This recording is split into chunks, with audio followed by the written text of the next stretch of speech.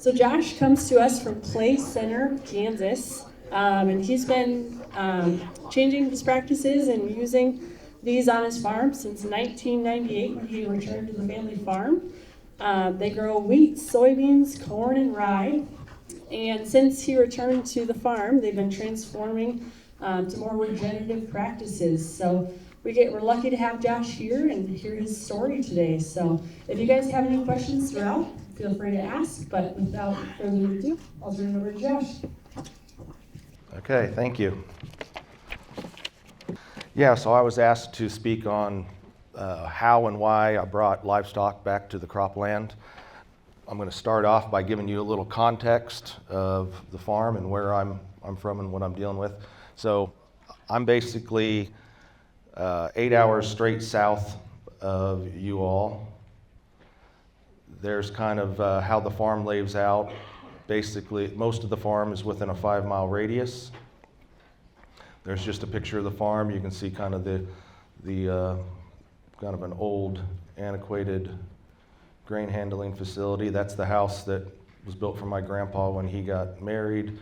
My dad was raised in that house. I was raised in that house, and now I'm raising my family in that house. We're supposed to get 31 inches of annual rainfall. Most of it comes in the summer, probably the same here. We raise wheat, corn, soybeans, and then the other thing, and I'll use the term grazers, covers pretty much interchangeably. To me, it's kind of the same thing. And then we also harvest some rye because we plant so much of it as a cover crop or grazer. So here's kind of my base rotation. I don't stick to it. I just kind of work off of it, and it's something I use to explain. So year 1, we're winter wheat. Then year 2, winter wheat. Year 3, corn. Year 4, soybean. Year 5, soybean. And then this wheat and this wheat are the same. Then we just circle back around. We've got 150 cows, 1,500 hair sheep ewes. I've just gotten into goats. We've bought some ground, and it's got a lot of junk pasture, so I want to use the goats as an income source to help clean up the pasture and keep pastures clean. And then I've also gotten into honeybees. In the future, I want to add pastured poultry and pastured pork. I want to get to the point where I'm growing food. So why am I wanting to move this way? I guess the short answer is I'm feeling led by the Lord to move this way.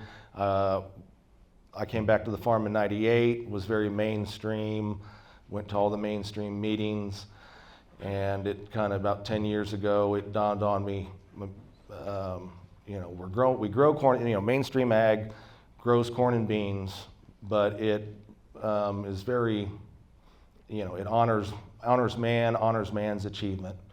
We haul it all away. We don't actually eat the corn and beans, right, directly. It's all, maybe 10% goes to direct human consumption. Most of that's probably consumed in the form of corn syrup and soybean oil.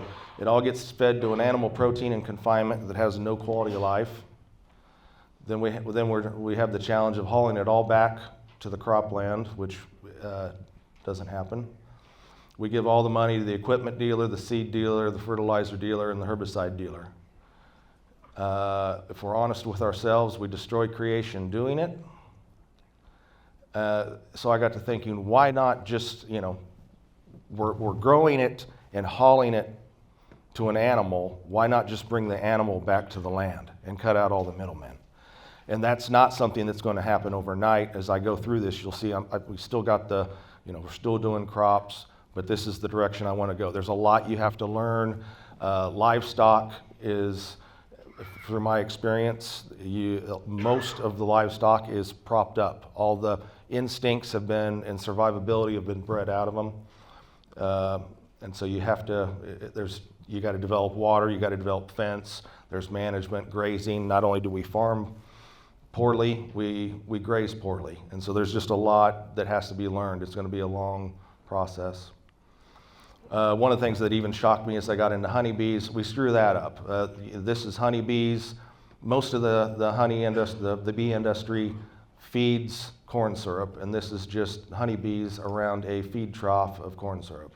It's very hard to get honey that has not been either cut or honeybees that have not been fed corn syrup, even if it says 100% pure honey. So the first thing I looked at when it came to why am I growing corn and beans to haul it to an animal somewhere, and I know you can't see this, but basically this is the farm overheads. It's got our grain handling facility, a combine, headers. We got a 300 horsepower tractor, a 225 horsepower tractor, and a 40/20, and then some of the support equipment. I got an eight-row planter. So I don't have I don't feel like a lot invested or a lot of equipment, but we still have roughly ballpark $2.5 million invested in growing a crop to haul it to an animal that could just graze the land. The other thing I got to looking at was the land investment. We in a wheat, corn, bean rotation, the ground lays fallow half the year. Well, if I own, for every 1,000 acres of land that I own in our area, dry land goes for about $4,000 an acre, maybe coming off of that. But we got $4 million tied up for every 1,000 acres, and then I only utilize that $4 million half the year. That doesn't make a lot of sense to me. So I wanted to fill these fallow periods. The other thing I got to looking at was feed costs. In cow-calf, 75% of the cost of cow-calf goes to feed. So if I could do something that benefited the farm and was able to get cheap feed, where that is such a big percentage of the cost, I figured I'd have to be making money or doing better than or losing less money than everybody else. So here are the grazing windows in our rotation or where we farm. Basically, you have a summer window where there's a lot of opportunity to add diversity. After wheat, which our wheat comes off about the end of June, and then the other window is after corn or soybeans. And really, the only thing that I've had any success with is rye. I am moving to planting more oats because the livestock like the oats better. I'm just trying to get over the mental hurdle of leaving things sit, leaving the ground fallow from roughly November, December, January, February, and then get planted in March. Okay, so we'll go over the economics of the rye or grazer. They control weeds, because there's a lot of people say, well, I can't afford to plant a cover crop, even in my area. But they control weeds. You get income from not having to spend money on herbicide. You can graze it, and then it builds soil.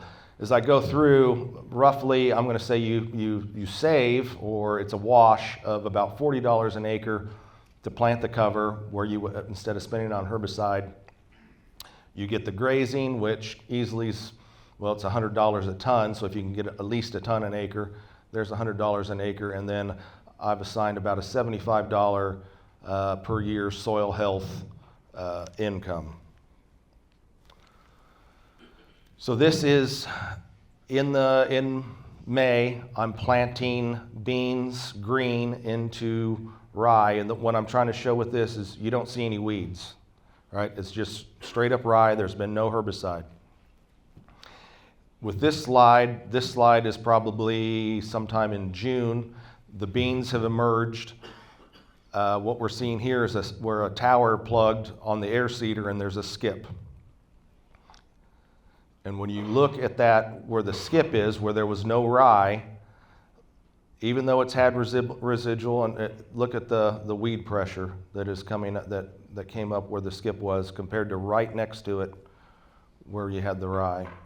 So the rye is, and the grazers also suppress weeds. And then this is just a shot of just a 2-wire poly that I'm grazing the sheep on.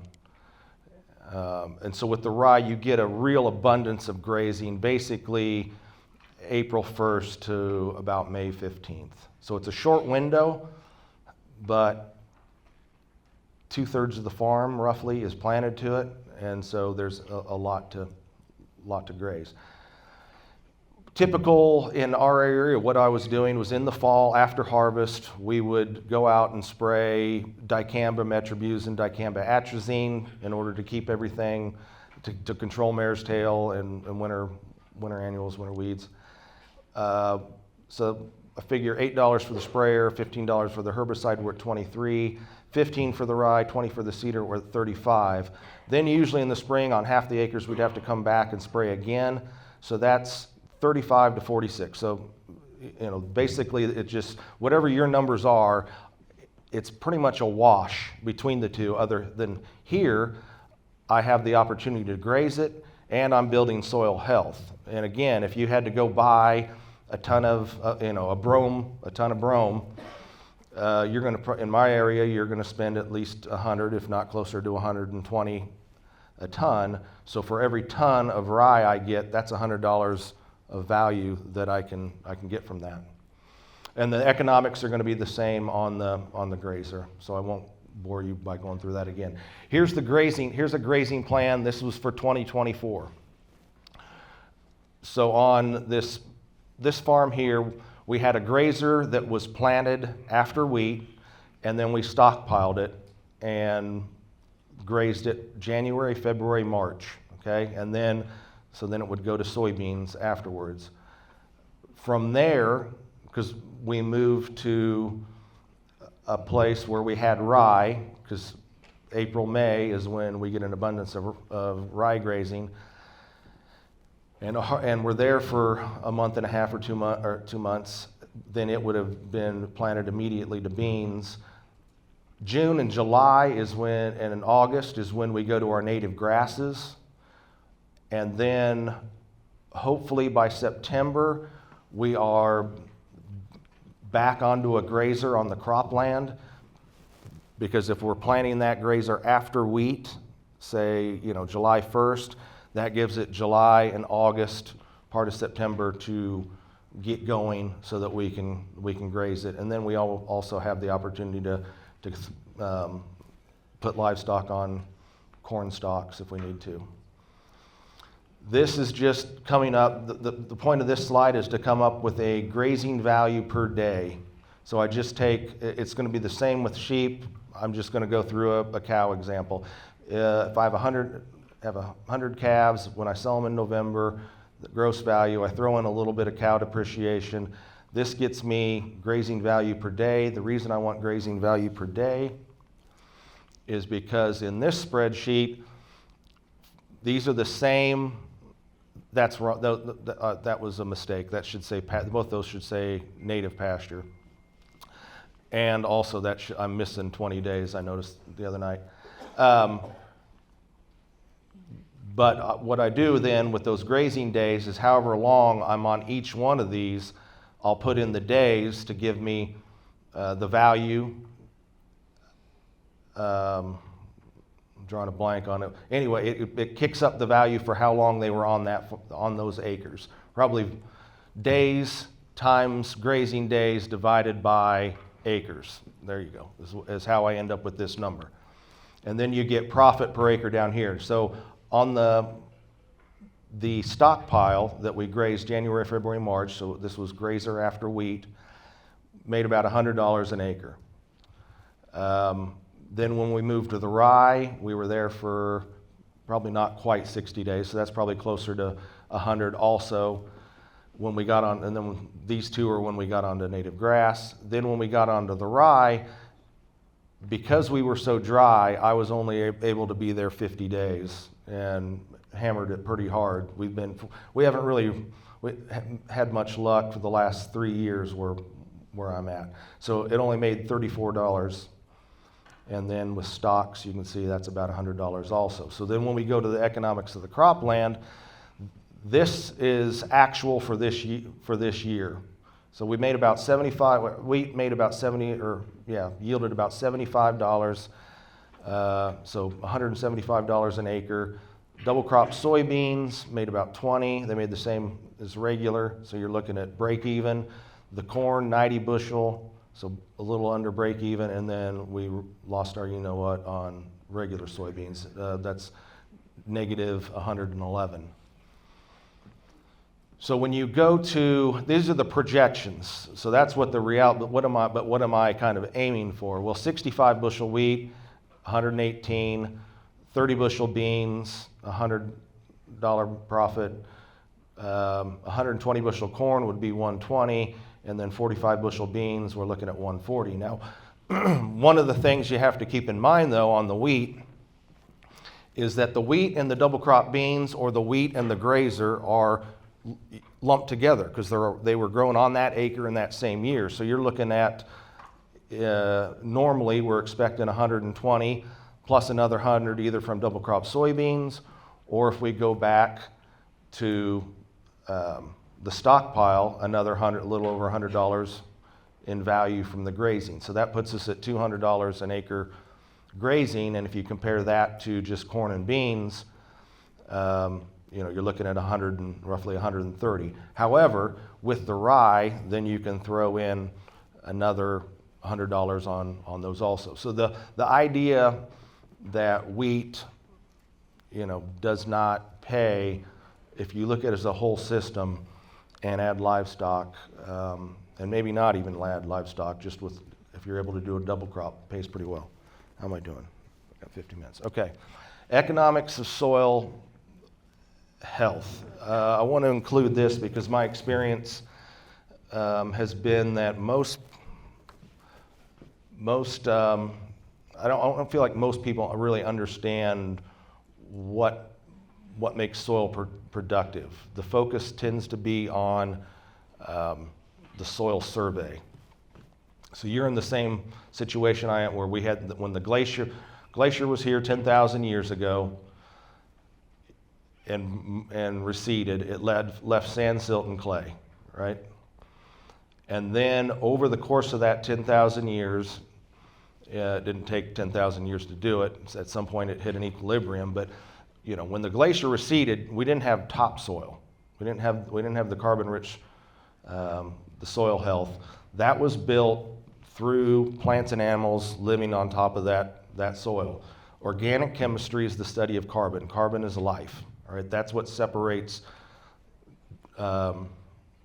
this geological material from a healthy soil. To kind of illustrate this purpose, or illustrate this point, if you think of it in terms of when the glacier receded and Chichen Itza, when it first started out, when they discovered it, it was covered in dirt and trees. Nobody hauled that in, right? That grew in place and we've seen it. You've seen it on the sidewalk. You see it on highways.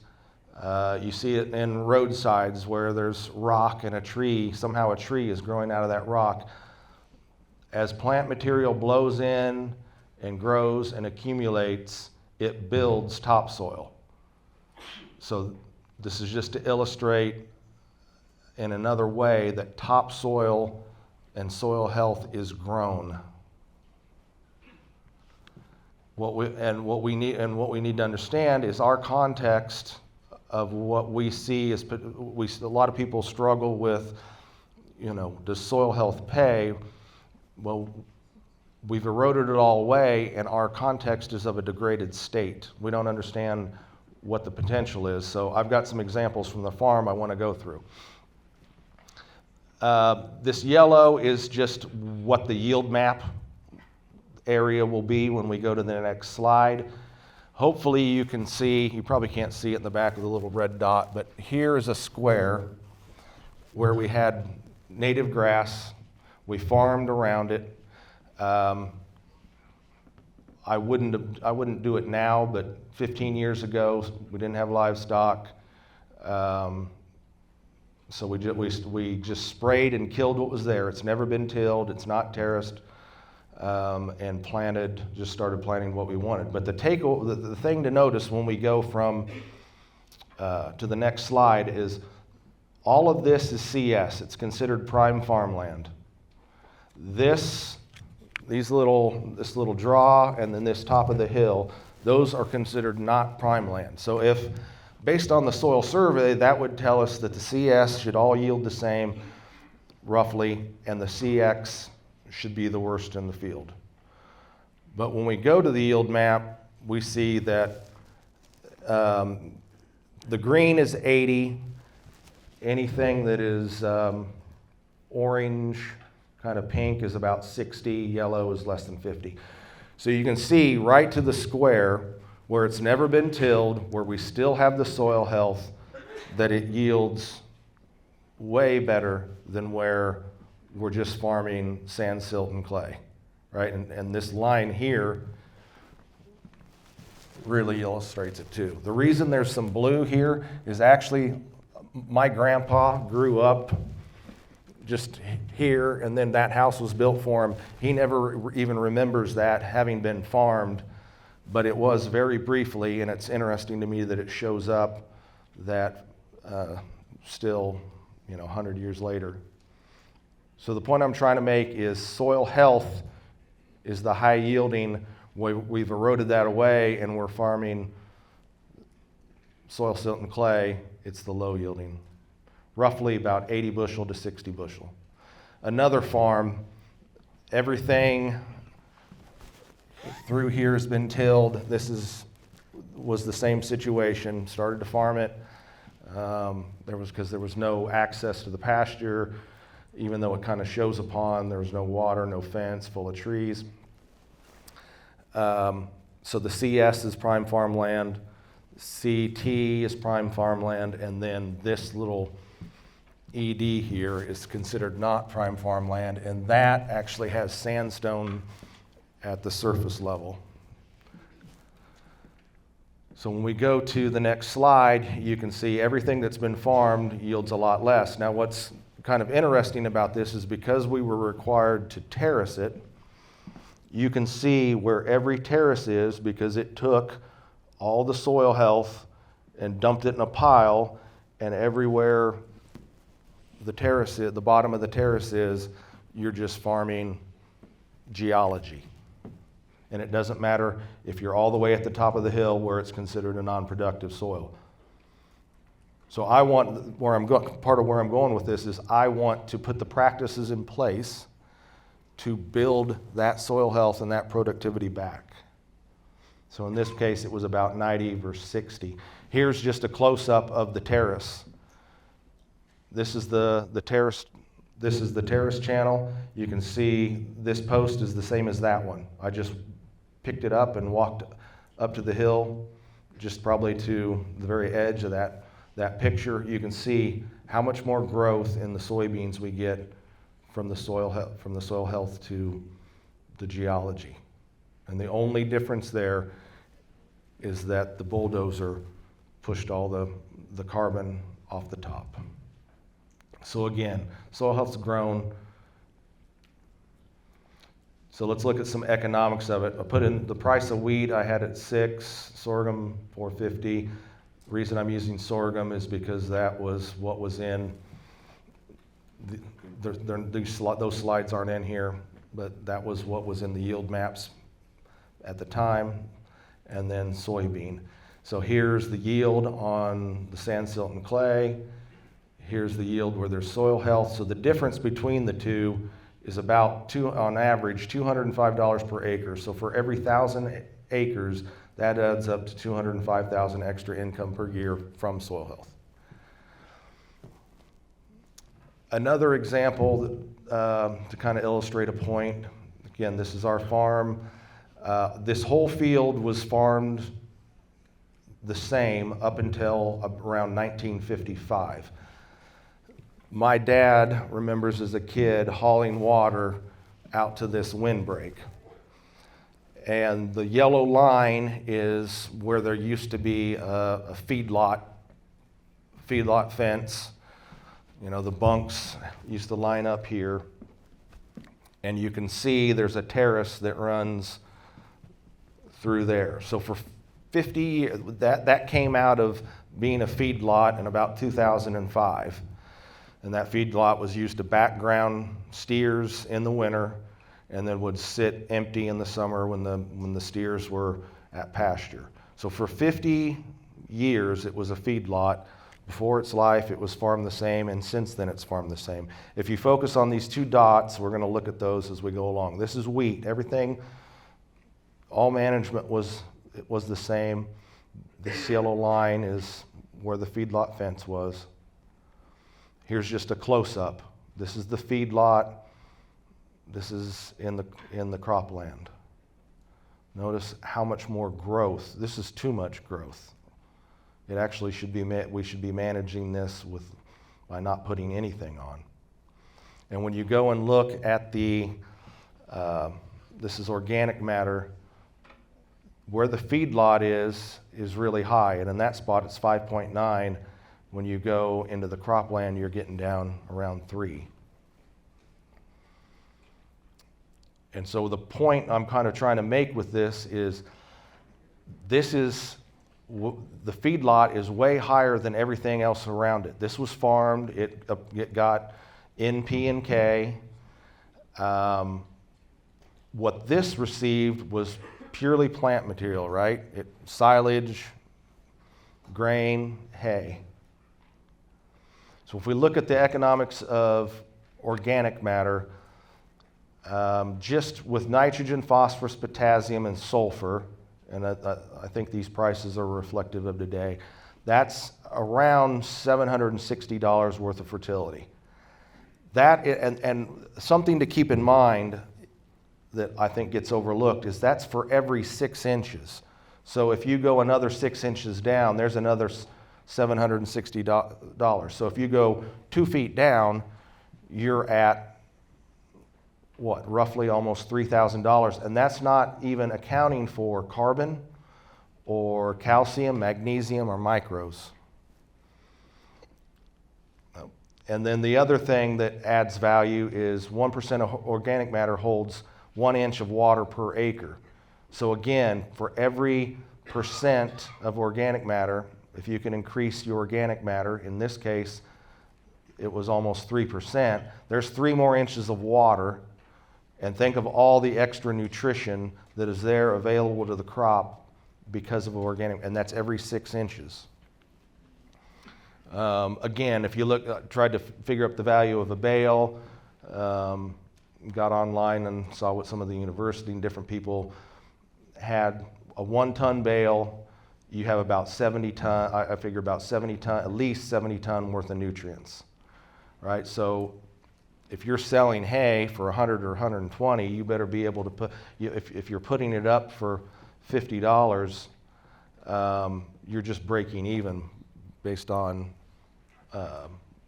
nutrient exportation. I threw this slide in here because it really shows, this is 640 acres.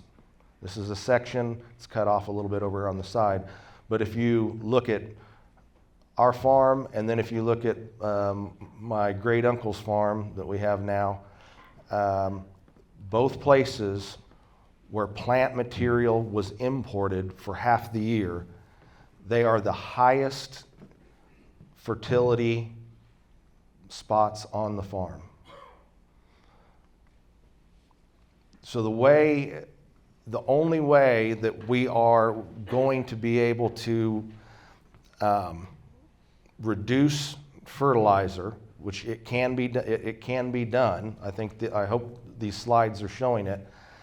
Is you have to grow something. You have to have a constant living root. You're not going to be able to wean off fertilizer if you do not have a constant living root.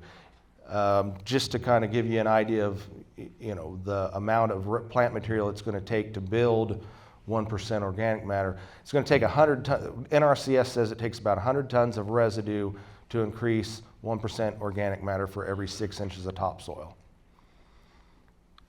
So the takeaway is growing plants increases fertility. I think that's hard for farmers to understand. It was hard for me to understand. Um, Economics of animal health. So this is off of Twitter. This guy says, "I feel so beat down. I don't know what to do. We won't have many calves left when this is all over." This really, why would this surprise anyone that you're going to have health issues if that's where you have your livestock? Do you think you would be proud to take Christ through this feedlot and show him how you're treating his creation? I want to raise livestock this way, not this way. And with my sheep and with my cattle, I don't doctor. There in the beginning I did because I had to cull hard to kick livestock out, but there's no fly tags. I don't pour. Nothing really ever gets sick. Don't pull calves. It's amazing. And I remember the days when we used to have the feedlots and background cattle. We were always, seemed like you're always working cattle. We just don't work cattle because they're not stressed and they're not standing in their own filth. It's locked up. Anyway, I think the last slide, the last couple slides, I'm basically to the end, is, here we go.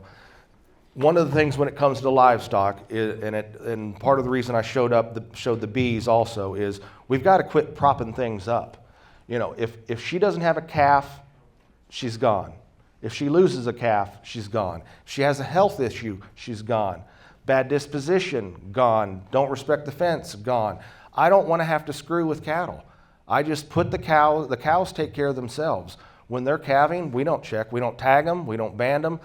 When it comes to livestock, we will bring everybody in November. I calve and lamb and everything in May, April, May. And we will then band the steers, give them their shots because that's what they're still going through the industry channels. And then we will give the heifers a broad spec vac, but then nobody gets worked again. I don't want to, anytime I have to handle cattle, that costs me money. So that, I guess I'm out of time, so it's a good place to stop. All right, thank you, Josh. Does anyone have a question for Josh? We could take maybe one or two quick ones. Yeah, I'm curious on the rate of gain from native pasture to dry ground. What he gains, how many pounds are you getting each year? Keep the question for the video. Okay, so the question was rate of gain between, I think, rye and native. I have no idea. I honestly, within the system, where I'm getting basically free feed because the grazer and the rye are controlling weeds, they're building soil. I don't track that. At some point it would be good to, but I don't have time, and so I don't track it. With livestock, the less my philosophy is, the less I do, the more money I make. Anytime if I'd have to bring them in and weigh them and handle them, and I don't want to do that. Any other questions? On your livestock side, are you coordinating where your herds are going to be relatively close with the number of acres you have to cover? Talking about how you don't want to spend a lot of time and money basically. Are you coordinating so your sheep, your goats, your cattle are all relatively close together or close to the whole place? Is that something you're considering?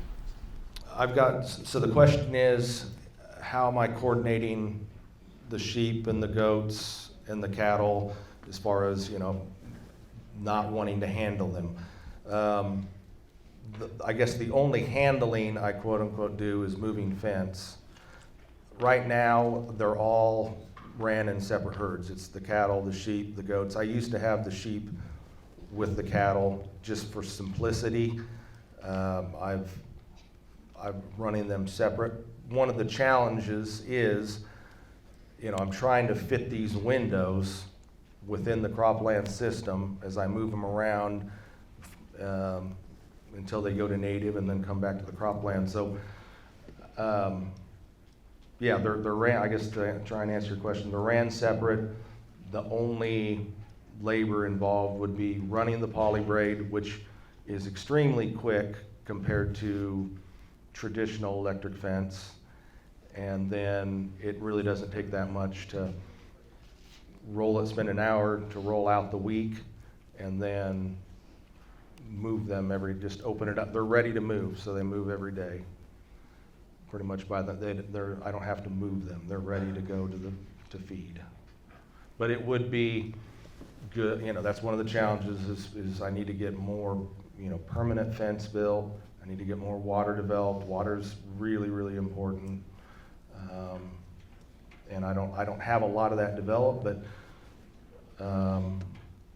this is the low-hanging fruit, and I've only got so much time. That's where I've gotten to. More? Anybody else? What's been the benefit of having the honeybees on So the honeybees are supposed to actually, pollinate the beans and increase bean yield. We don't have the bee population there yet. We're basically just splitting hives.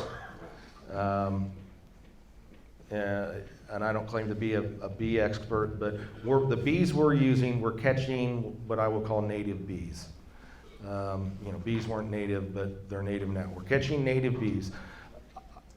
The bee guy I work with, and I've been working with him for 5 years, and so I would, in my experience, I would agree with him.